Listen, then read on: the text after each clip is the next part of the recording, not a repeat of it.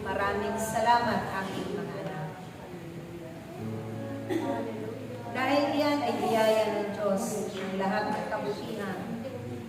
Sumainyo. At nararapat lamang na iyon ang inyong pilitin. Sa tuwing kayo'y hahayo at paparoon sa kanyang mga piging na tinatakda. Sa bawat pagtitipon, doon sa mga tahanan na naroon ang kanyang dambana, ibahagi ninyo ang pag-ibig at kapayapaan sa kanilang laman, upang sumakanila rin mga buhay ito, at manatiling sa kanilang mga puso at kalooban. Walang dapat pagtakahan ng bawat isa sa mga liwagang ito, aking mga anak, dahil mapangyayari ng Diyos ang mga bagay na ito sa inyong mga buhay. Siya ang Diyos na makapangyarihan sa lahat. Siya ang may likha ng isang libutan nito. Siya ang may likha sa inyong lahat. Siya ang nagbigay ng lahat-lahat sa inyong mga buhay.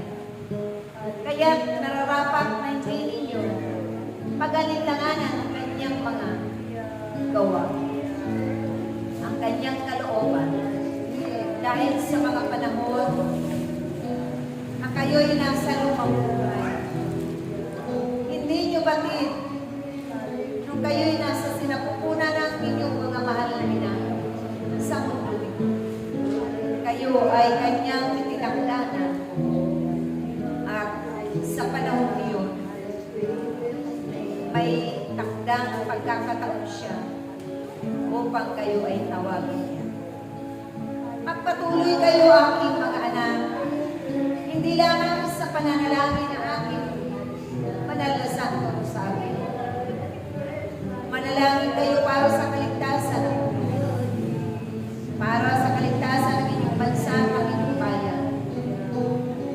Dahil naganap ulit ang trahedya noon sa mga kapatid ninyo na naging kaawa-awang kalagayan sa pamamagitan ng pinahintulutan ng Diyos ng mga baha at pagguho ng lupa.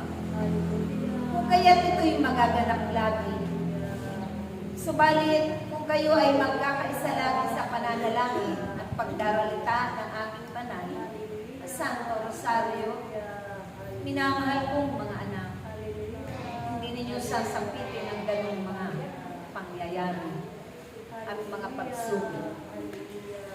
Kaya ang mga nakatakda ay inyong ihingi ng awa kapag sa Diyos.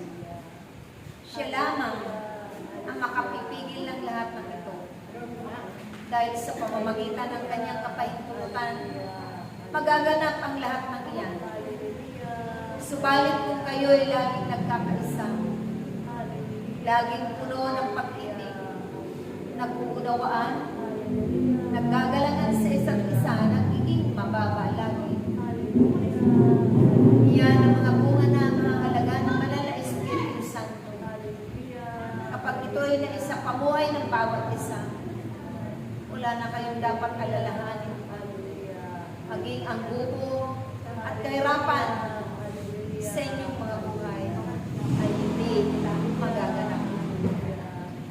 Naway unawain ninyo nang mabuti ang ating mga ipinapaalala sa inyo, ang ating mga tagubilin at mga babala. Dahil sa lahat ng oras, may magaganap at may magaganap. Subalit kung kayo'y patuloy na nananalangin, ang inyong mga kapatid at kapwa-tao ay tinutulungan ninyo upang manalangin ang banal na Santo Rosario. Tinuturuan nyo sila upang gumawa ng mabuti at pinapahagingan ng mabubuting bagay. Hindi pagaganapin ang lahat ng ginagawa ng Diyos na inyong pinapapurihan at tinatawag sa araw-araw ninyong mga buhay. Naway, huwag ninyong panghinawaan na napin ang lahat ng ito ang anak. Akong nakikiusap sa inyo na inyong mahal na inang iripan. Dahil batid ko ang lahat. Kung kaya, sa kabila ng inyong mga kalagayan, huwag kayong mag-alala. Sa pamamagitan ng inyong mga pagtitiis at mga pagpapagal, ito'y gagantiyan palaan.